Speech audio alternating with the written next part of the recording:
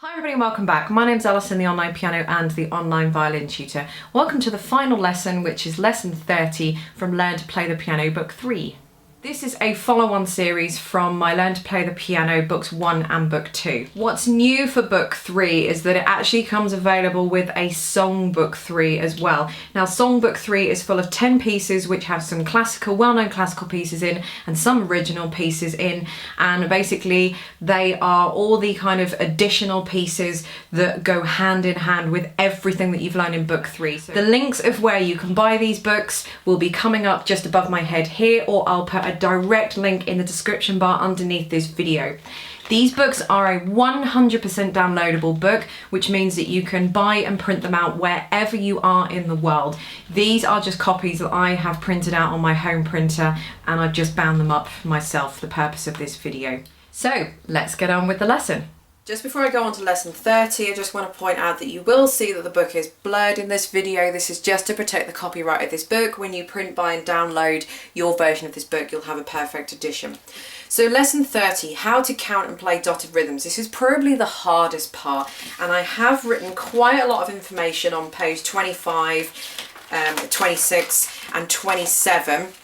With some examples on 28 and 29 and 30 for you to have a go at, but they can be a little bit complicated to count, but I have tried to explain that in here. So as we know from lesson 29, a dot is worth half of the note it's worth. So there's some information on 25 that you can go ahead and read. If you go on to page 26, there's some more examples that we've got here. So it's basically just trying to work out how to count it. Now you just have to break this down. So if you look at the three examples, look at the first one. So let's say we've got 4 beats in a bar, and we've got a crotchet, a quarter note, a crotchet and a quarter note, a crotchet or a quarter note. Then we've got a dotted crotchet or quarter note, and then we've got a quaver or an eighth note at the end there. Now what I've done is the first crotchet or quarter note comes on beat 1, obviously. The second crotchet quarter note comes on beat 2. Now the third note, which is a dotted crotchet or quarter note, comes on beat 3. And then to finish it off, we've got a quaver or an eighth note that comes on and, which is after beat 4. So we need to work out what this dot is worth. Because this note is coming after a crotchet or a quarter note, we know the dot is worth half a beat, and a note that's worth half the beat is an eighth or quaver note. So that comes, you've got to imagine that as a note almost. That comes on beat 4. The dot itself would come on beat 4. And then the little quaver or the eighth note at the end comes on the second half of beat 4. So that might not have made any sense at all, but move down to the example, the middle example that I've got here. So I've got the same thing, but I've just replaced the dot with a note to try and make it look a little bit easier for you. Instead of having the dot, we've worked out what the dot is worth, and the dot is worth a quaver or eighth note, which technically comes on beat 3, or it comes after beat 3, because it's supposed to be beat 3 is supposed to be a dotted crotchet or quarter note. So I've just replaced that with a little eighth or quaver note.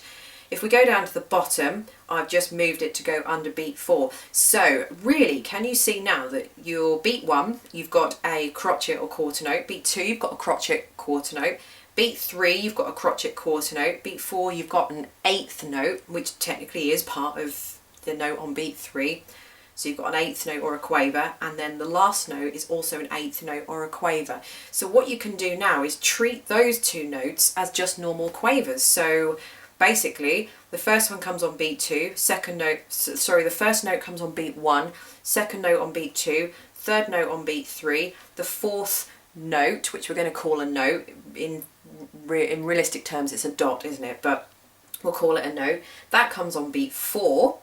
And then the last one comes on 4 and, so it comes on the second part of beat 4. Remember in book 1 when we were counting the numbers, if you were counting the beats, you had a Remember in book 1 when we were counting the beats, if you had a quaver or an eighth note, you would count that in between the beats. So 1 and, 2 and, 3 and.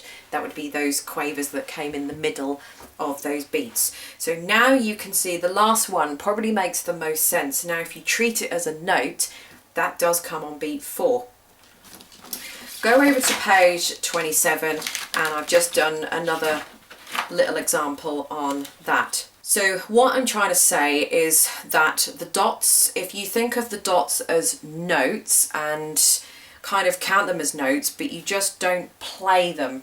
So another example that you've got here is you've got 4 beats in a bar. This first note here is a dotted minim or a dotted half note, which is worth 3 beats. The minim or the half note on its own is worth 2. The dot is worth 1. Half of 2 is 1.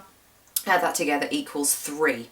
So this is an easier one to do because this is just worth a plain 1 beat. So we know it's worth 3 altogether. So this comes on beat 1, we hold for beat 2, we hold for beat 3, and then this crotchet or quarter note here just simply comes on beat 4. So that's a much easier example, this one here. But I suppose the other one with the dot is a little bit more complicated. But in this case, the dot is worth a quaver. I think if you work out what type of note the dot is worth, think of it as counting it as a note. You just don't play it again. You could think of this note, in other words, this dot is worth a quaver or an eighth note. You could think of it as that being tied to the crotchet or quarter note before it. So why couldn't we just do that? Well, we could, but it doesn't really give us, when we're playing the music and we see it as a tied, we see it as a crotchet or quarter note tied to a quaver or eighth note, it just doesn't have the same impact when we're playing. It doesn't have the same kind of dotted feel, but it is exactly the same rhythm. So we could tie those two notes together. A much better way of putting that is to put it into a dot form, because then it just gives us the da, da, da. It gives us kind of a dotted feel, gives us like a jumpier feel. So if I just play that little passage to you, so they're all the same thing, but in theory you would have 1, 2, 3, 4 and. So the dot comes on 4, even though it looks like it's attached to beat 3, it is attached to beat 3, but because of the timing and what the note is worth and what the dot is worth, it comes on book 4. It comes on beat 4, sorry. So 1, 2, 3, 4 and. So I don't play on beat 4 because that dot is still attached to the F just before it. Okay, so moving on to Andante, on page 28, I'm going to play that through for you. I have written in the counting here for you in blue if you want to have a look at that and try and work that out. But again, it's just all about dividing up the bar. So I'm going to play Andante for you.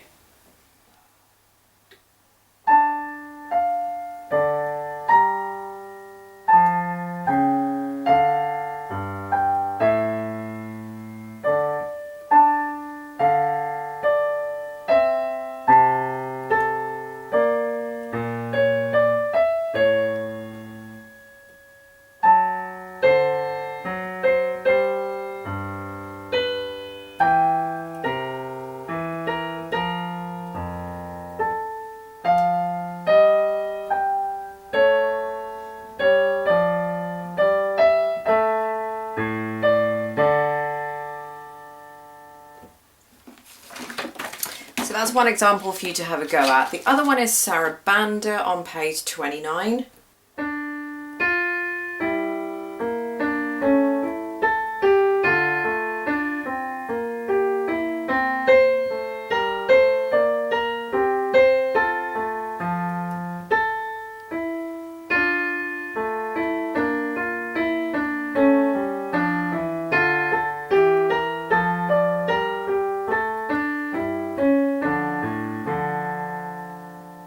The last one is the Swan on page 30.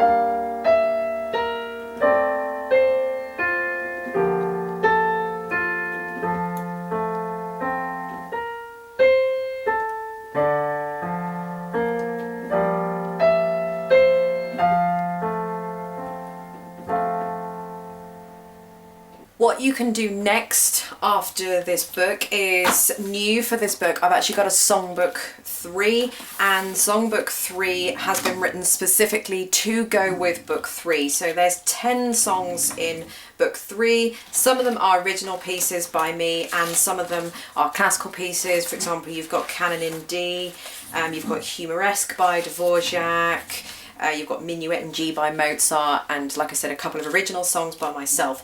So this goes hand in hand with the piano book 3. If you want to buy this, there'll be links in the book to where you can get this from. Everything we've learned in book 3 has been put into Songbook 3, so there's nothing in here that you won't be able to do, and there's no new information that you won't be able to decipher because it goes hand in hand. It's just a songbook extension of 10 extra pieces to go with this book. So I hope you've enjoyed this book series of lessons, and the links to where to buy all the books as usual will be in the description bar directly underneath. So thank you very much for watching, and I will see you all very soon to go through book 4.